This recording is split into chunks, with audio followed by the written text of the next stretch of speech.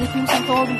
Бұл маған керек пе? Меникini бірінші тауып алдым, çünkü мен болса салондарға барып, косметологқа барып болса өзімнің қашымды қойдым. Kızlar üçörüz dost bolğan eken bölüş olalım da. Ben de salonga barışım керек. Kızlar bu akça nesi var? Bu akça üçün biz tegizmeli joy berебиз. Bunu ешкім көрген жоқ, ала береді де. Bunu biz ешкім көргөн жок, бирок алып коюп турбайбы?